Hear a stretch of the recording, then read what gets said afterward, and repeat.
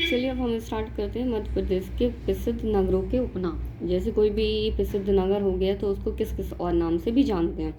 तो स्टार्ट करते हैं जबलपुर। जबलपुर को हम किस नाम से जानते हैं? संगमरमर नगर भी बोलते हैं इसको, और मार्बल सिटी भी बोला जाता है। आम नगरी भी बोला जाता है, क्योंकि आपको पता है नूरजहाँ आम की जो प्रजाति है वो कहाँ पे, यहीं पे पाई जाती है, ठीक है ना।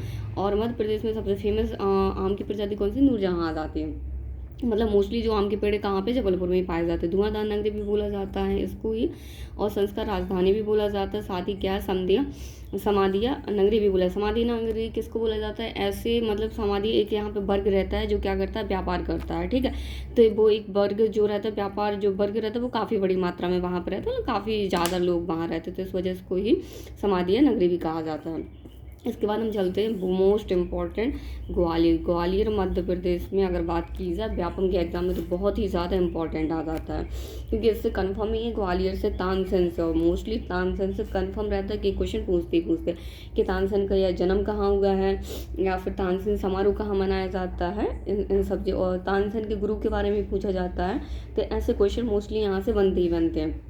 तो पहली बात तो अगर आपसे पूछा जाता है कि तानसेन का जन्म कहाँ हुआ था, तो आपको याद रखना तानसेन का जो जन्म हुआ था ग्वालियर में हुआ था। अगर आपसे स्पेसिफिक पूछा जाता है कि ग्वालियर में किस स्थान पर हुआ, तो ग्वालियर के बेहट में हुआ था।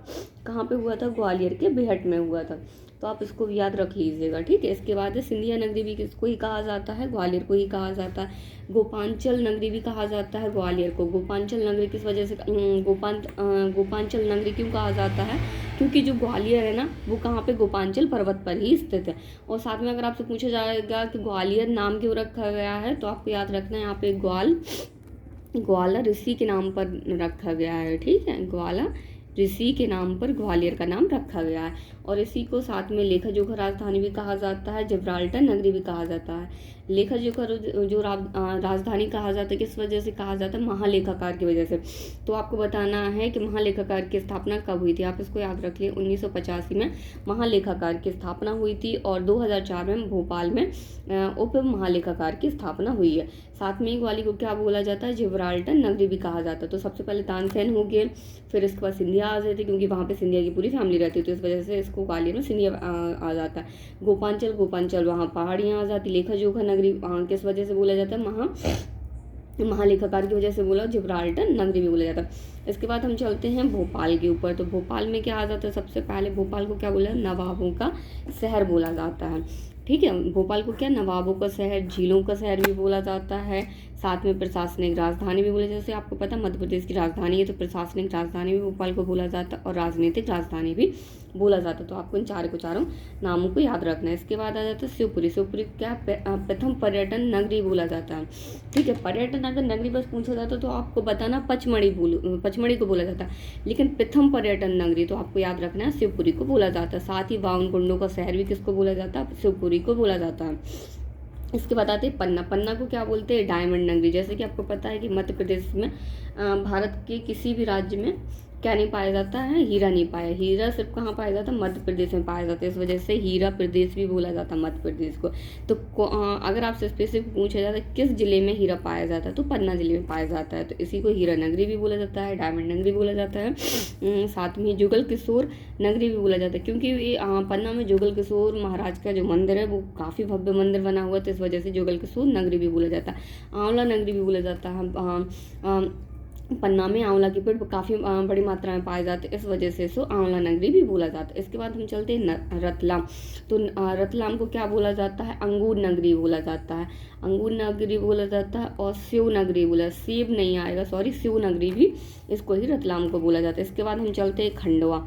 तो खंडवा में क्या है? अगर आपसे पूछा तो मध्य प्रदेश का गोवा किसको बोला जाता है, तो आपको याद रखना जो मध्य प्रदेश का गोवा है खंडवा, ठीक है। लेकिन अगर आपको ऑप्शन में खंडवा नहीं आ रहा है तो खंडवा में भी एक स्पेसिफिक जगह है जिसका क्या नाम है? हनुवंटिया टापू नाम है। हनुवंटिया टापू पे को ही क्या बोला जाता है? मध्य प्रदेश का गोवा बोला जाता है, जो कहाँ पे स्थित है? जो कहाँ पे? खंडवा में स्थित है। इसके बाद हम चलते हैं पचमढ़ी। तो पचमढ़ी में क्या? मध्य प्रदेश का एकमात्र हिल स्टेशन कहाँ है? पचमढ़ी में आ जाता है। तो आप इसको भी याद रख लीजिएगा कि मध्य प्रदेश का एकमात्र हिल स्टेशन कहाँ है? पचमढ़ी आ जाता है। पचमढ़ी में सर्वाधिक क्या होता है? वर्षा होती है, तो इसे वर्षा नगरी भी बोला जाता है। वर्षा नगरी किसको बोला जाता है?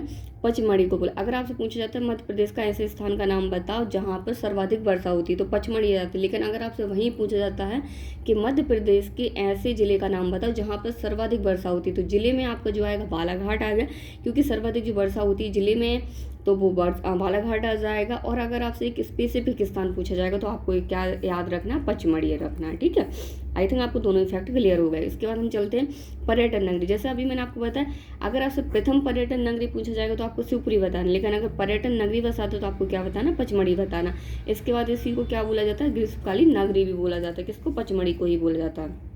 इसके बाद है सिवनी। सिवनी को मध्य प्रदेश का लखनऊ किसको बोला जाता है, सिवनी को मध्य प्रदेश का लखनऊ बोला जाता है। और रेशम नगरी किसको बोला जाता है, सिवनी को ही बोला जाता है। आप यार एक बात याद रखिए, रेशम नगरी जो बोले सिवनी को बोला है, लेकिन अगर आपसे रेशम की मंडी पूछी जाती है तो किसको बोला जाता है, मंडला को बोला जाता है, ठीक है। तो आप इसको भी याद रख लीजिएगा। रेशम मंडी किसको, मंडला को बोला जाती है, जबकि सिवनी को क्या बोला जाता है, रेशम नगरी बोली जाती है। भीमगढ़ नगरी किसको बोला जाता है, सिवनी को बोला जाता है। भीमगढ़ नगरी किस वजह से बोला, भीमगढ़ क्या है, एक कीचड़ का बांध है, ठीक है। कीचड़ का बांध का मतलब है कि जो कच्ची मिट्टी होती है, मिट्टी का बना हुआ एक बांध है, जिस वजह से उसको भीमगढ़ नगरी बोला। भीमगढ़ वो बांध का नाम भीमगढ़ है, और उसको इसी की वजह से उसका नाम क्या रखा, भीमगढ़ नगरी हो गया। किसका, शिवपुरी, सॉरी सिवनी का नाम, ठीक है। इसके बाद चलिए हम चलते हैं बालाघाट। अब बालाघाट में सबसे ज़्यादा क्या है, बा से आप याद रखिए, बा से बाला और बा से बांस, मतलब दोनों में क्या है, सेम आ रहा है, पहले बाला आ रहा है, ठीक है, बा और बा। तो बालाघाट में क्या बोला जाता है, बांस नगरी बोला जाता है। और मैंने आपको एक फैक्ट और बताया जाता है कि वर्षा सर्वाधिक किस जिले में होती है, तो वर्षा भी कहाँ होती है, सबसे ज़्यादा बालाघाट में ही होती है। तो वर्षा नगरी अगर आपने अभी किसको पढ़ा था, पचमढ़ी को पढ़ा था, ठीक है। तो यहाँ पे वर्षा नगरी वगैरह ऐसा कुछ भी नहीं, वर्षा सर्वाधिक, वर्षा जिला, तो जिले में आपको बालाघाट है। नगरी अगर आपसे पूछेंगे तो पचमढ़ी आ जाएगा, वर्षा जिला आएगा तो कहाँ आ जाएगा, बालाघाट। अब देखिए, अगर जहाँ पे वर्षा ज़्यादा होती है तो वहाँ पे क्या, धान की खेती भी होती है, ठीक है। तो इसी वजह से इसको क्या बोला जाता है, चावल नगरी भी बोला जाता है या धान नगरी भी बोला जाता है। अब आप इसको भी याद रख लीजिएगा। और बांस भी कैसे स्थान पर होता है, बांस भी वहाँ पे ही उगता है जहाँ पर वर्षा सर्वाधिक होती है, क्योंकि बांस को सबसे ज़्यादा पानी की ज़रूरत होती है, ठीक है। तो आप इसको भी याद रख लें। बांस से कितनी चीज़ आपकी, बांस से वर्षा वाला हो गया, बांस से आपने बांस को भी कनेक्ट कर लिया, और बांस से ही क्या आ जाएगा आपका, चावल भी है, क्योंकि वर्षा सर्वाधिक होती है तो वहाँ पर चावल की खेती अच्छी होती है। इसके बाद वहाँ पर क्या क्या पता है, अभ्रक नगरी भी बोली जाती है, क्योंकि अभ्रक वहाँ पाया जाता है। तांवा नगरी बोला जाता है, मैंगनीज नगरी भी बोला जाता है। तो आप इन तीनों फैक्ट को भी अच्छे से याद रखिए। इसके बाद चलते हैं मांडू। तो मांडू से मांडू, माँ से क्या, मछली शहर भी बोला जाता है। मांडू को क्या बोला जाता है, मछली शहर बोला जाता है। महलों का शहर भी बोला जाता है। मांडू, इसका अगर पूछा जाए मांडू का पुराना नाम क्या आता है, तो आपको याद रखना है इसका पुराना नाम क्या है, मांडवगढ़ आ जाता है, ठीक है ना। तो मांडू का क्या, मछली शहर आ जाता है, मांडू का मांडवगढ़ भी आ जाता है, और मांडू को ही महलों का शहर भी बोलते हैं। प्रेम नगरी भी किसको बोला जाता है, मांडू को ही बोला जाता है। City of Joy, city of Joy का मतलब होता है आनंद की नगरी। अगर आपसे वहीं पूछा जाता है भारत में किसको बोला जाता है, तो आपको याद रखना भारत में अगर आनंद की नगरी या सिटी ऑफ जॉय किसको, तो कोलकाता को बोला जाता है। मध्य प्रदेश में किसको बोला जाता है, मांडू को बोला जाता है। अगर आपको मेरी स्पीड ज़्यादा लग रही है तो आप प्लीज़ मुझे कमेंट कर दीजिएगा, वरना मेरे ख्याल से तो कोई जल्दी नहीं, सब सही चल रहा है। इसके बाद चलते अमरकंटक। तो अमरकंटक में कौन सी 3 नदियाँ, आपको उन तीनों नदियों के नाम कमेंट करके बताने। तो 3 नदियों की जन्मभूमि किसको बोला जाता है, अमरकंटक को बोला जाता है। पर्यटनों का सॉरी पर्यटन का तीर्थराज किसको बोला जाता है, अमरकंटक को बोला जाता है। और पर्यटन नगरी किसको बोला जाता है, पचमढ़ी। और प्रथम पर्यटन नगरी शिवपुरी आ जाती है। तो आप तीनों फैक्ट अच्छे से याद रखिए। इसके बाद खजुराहो। खजुराहो में क्या, मूर्तियों की नगरी बोला जाता है। क्या बोला जाता है, खजुराहो की मूर्तियों की नगरी बोला जाता है। सिर्फ शिल्प कला का तीर्थ भी बोला जाता है। क्या बोला जाता है, शिल्प कला का तीर्थ किसको बोला जाता है, खजुराहो को बोला जाता है। इसके बाद हम चलते हैं आगे, चलते हैं रीवा शहर में। तो रीवा में क्या आ जाता है, पंडितों का शहर किसको बोला जाता है, रीवा को बोला जाता है, ठीक है। पंडितों का, अगर आपको बोला जाता है पंडितों का शहर किसको बोला जाता है, तो आपको याद रखना है पंडितों का शहर जो बोला जाता है रीवा को बोला जाता है। इसके बाद महामृत्युंजय नगरी। तो महामृत्युंजय नगरी किस वजह से बोली जाती है, क्योंकि रीवा में सबसे बड़ा वहाँ भव्य मंदिर है महामृत्युंजय का, तो इस वजह से रीवा को ही महामृत्युंजय नगरी भी बोल दिया जाता है। सफ़ेद शेरों की भूमि, सबसे पहले सफ़ेद शेर कहाँ पे मिला था, रीवा में मिला था, तो इस वजह से सफ़ेद शेरों की भूमि भी कहा जाता है। जलप्रपात सर्वाधिक पाए जाते हैं, तो जलप्रपातों का शहर भी बोला जाता है। और सुपारी के खिलौने, आप 2 चीज़ें आप फैक्ट में अच्छे से याद रखिएगा। सुपारी के जो खिलौने हैं कहाँ के प्रसिद्ध है, रीवा के। और वहीं अगर आपसे पूछा जाता है कि देवास में चमड़े के खिलौने कहाँ के प्रसिद्ध है, तो देवास के हैं। तो आपके 2 जगह के खिलौने याद रखने, कहाँ के सुपारी के खिलौने कहाँ के, रीवा के आ जाते हैं, और साथ में देवास में आपके किस चीज़ के खिलौने मिलते हैं, चमड़े के मिलते हैं। ठीक है, अब दोनों ही फैक्ट अच्छे से सर्वर, आप इसके जो सुपारी के जो खिलौने आप इसको गूगल में इमेज देख सकते हैं। इसके बाद चलते हैं बैतूल। बैतूल जैसे आपको पता है कि बैतूल में जो ग्रेफाइट और टिन है, मध्य प्रदेश का एकमात्र ऐसा जिला जहाँ पर ग्रेफाइट और टिन मिलता है। तो आप इसको बहुत आसानी से याद रख सकते हैं कि ग्रेफाइट नगरी और टिन नगरी किसको बोला जाता है, बैतूल को बोला। इसके अलावा कहीं और मिलता भी नहीं है मध्य प्रदेश में ग्रेफाइट और टिन, तो इस वजह से बैतूल को ही ग्रेफाइट और टिन नगरी भी बोला जाता है।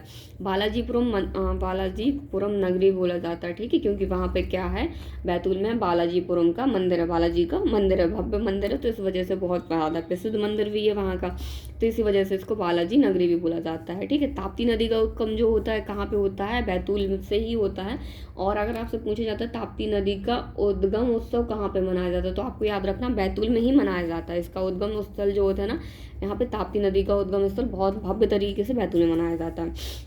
इसके बाद हम चलते हैं भिंड मुरैना। तो सरसों की नगरी किसको बोला जाता है, भिंड मुरैना को ही बोला जाता है, क्या, सरसों की नगरी बोला जाता है।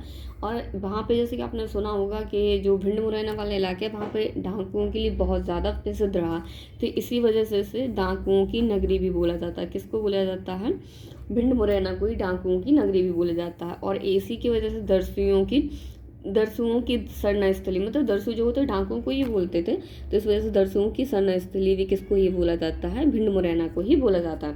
इसके बाद चलते सिंगरौली, जो आपका बहुत ही पूर्वी जिला है मध्य प्रदेश का, बहुत ही प्रसिद्ध जिला है।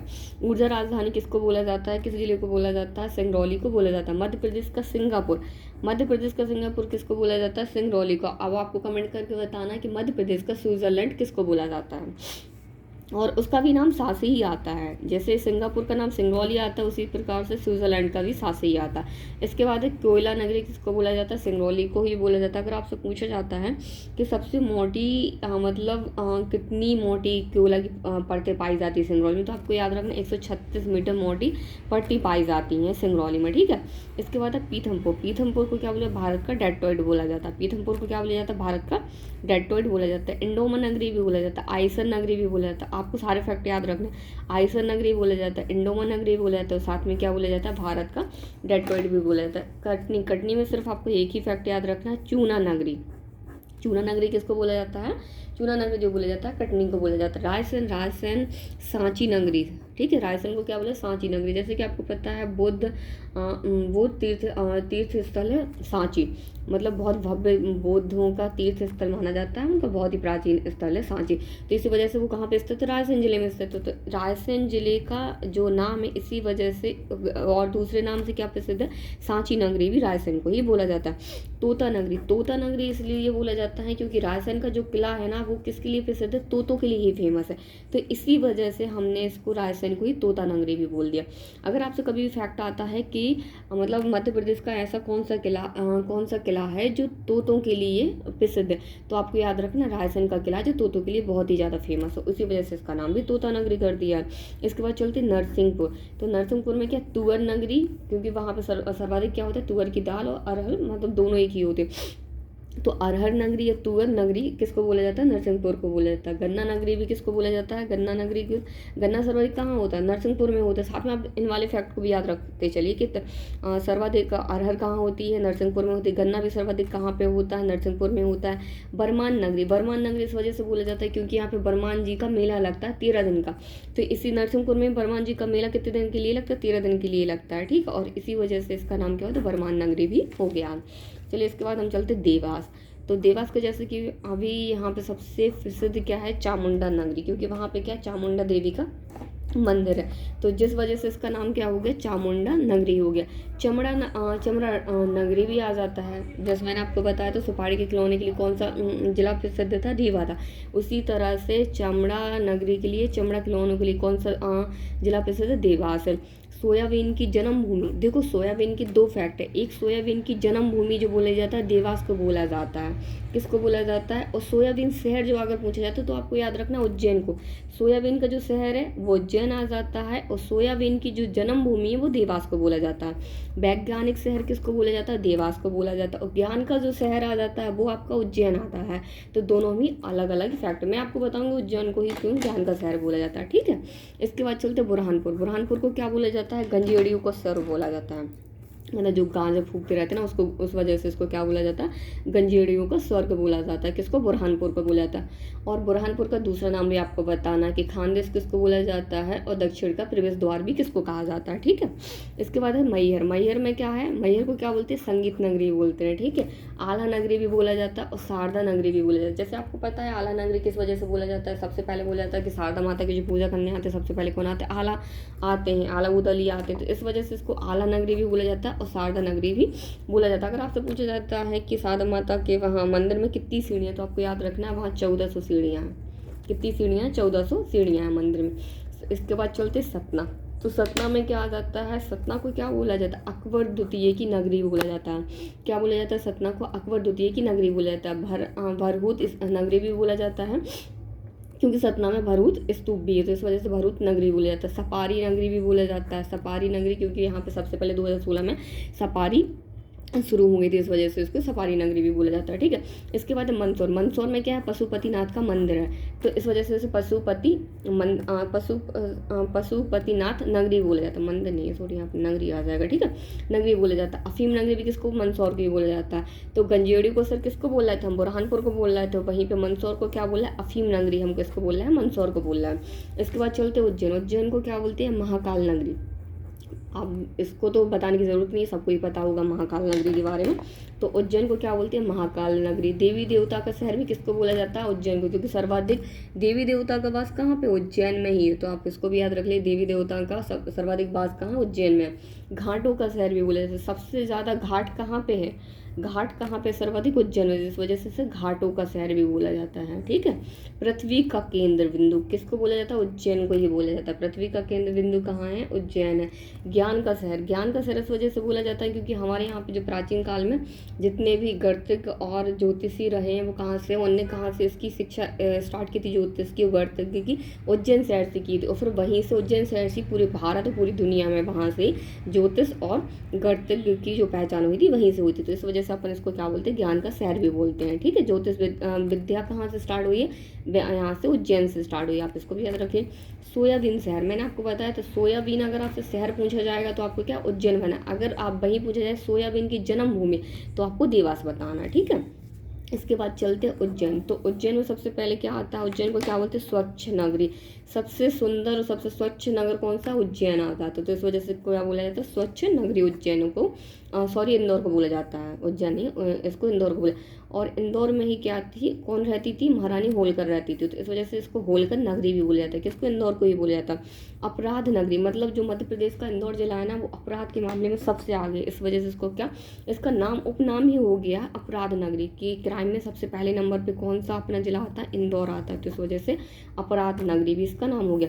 खेल राजधानी, जितने भी इंटरनेशनल मैच वगैरह होते, क्रिकेट होते, वो सारे के सारे कहाँ पे होते, ग्वालियर इंदौर में होते, तो इस वजह से उसको क्या हो गया है, खेल राजधानी भी इसका नाम हो गया। इसका एक और नाम है सिलिकॉन वैली है, ठीक है। तो अब आपको कमेंट करके बताएं कि भारत में सिलिकॉन वैली कौन से राज्य को, कौन से राज्य को बोला जाता है, ठीक है ना। और मध्य प्रदेश में सिलिकॉन वैली कौन से शहर को बोला जाता है, इंदौर को बोला जाता है, तो आप इसको भी याद रख लिए। कुछ और फैक्ट बचे हुए हैं, जैसे मालवा को क्या बोला जाता है, गेहूं का भंडार, तो किसको बोला जाता है, गेहूं का भंडार, मालवा को बोला जाता है। भोजपुर का जो शिव मंदिर है ना, शिवपुर मंदिर है, भोजपुर का जो शिव मंदिर है, शिवपुर नहीं शिव मंदिर है, भोजपुर का जो शिव मंदिर है मध्य भारत का सोमनाथ बोला जाता है, मध्य भारत का सोमनाथ किसे बोला जाता है, भोजपुर के शिव मंदिर को बोला जाता है। खंडवा खरगोन जो है कैसे जिले, सुनहरे जिले आ जाते हैं। खंडवा खरगोन में सर्वाधिक क्या होता है आपको बताना है, ठीक है, उसी वजह से इसको क्या बोला जाता है, सुनहरे जिले नाम पड़ा है। धार को क्या बोला जाता है, भोज नगरी बोला जाता है। और सागर को मध्य प्रदेश का स्विट्जरलैंड, जैसा कि अभी मैंने आपसे बोला ही था, तो मध्य प्रदेश का स्विट्जरलैंड किसको बोला जाता है, सागर को बोला जाता है। पेंच को क्या बोला जाता है, पेंच मध्य प्रदेश का मोगली लैंड। आपको बताना है मोगली लैंड उत्सव 2004 में कौन से राष्ट्रीय उद्यान में मनाया गया था, ठीक है। तो पैंच को क्या है, मध्य प्रदेश का मोगली लैंड कहा जाता है। भारत भवन क्या है, प्रदेश का सांस्कृतिक केंद्र आ जाता है। प्रदेश का सांस्कृतिक केंद्र किसको बोला जाता है, भारत भवन को। क्षिप्रा नदी को क्या बोला जाता है, मालवा की गंगा बोला जाता है। बेतवा को मध्य प्रदेश की गंगा बोला जाता है। और पवित्रता के आधार पर नर्मदा को, सॉरी ये वाला फैक्ट गलत है। और सबसे सुंदर नदी अगर आपसे पूछी जाती है तो किसको बोला जाता है, केन नदी सबसे सुंदर नदी आ जाती है। तो आई थिंक आज के जितने भी एक जिले से संबंधित उपनाम थे मैंने सारे कंप्लीट करवा दिए। अगर कुछ रह गए तो आप मतलब मैं नेक्स्ट वीडियो में करवा दूंगी। इसके बाद जितनी और वीडियो आएंगी, अगर कुछ छूट गए होंगे मेरे ख्याल से तो सारे कंप्लीट हो गए हैं। Thank you so much. अगर आपको मेरी वीडियो पसंद आए तो लाइक कीजिए एंड सब्सक्राइब कीजिए। Thank you.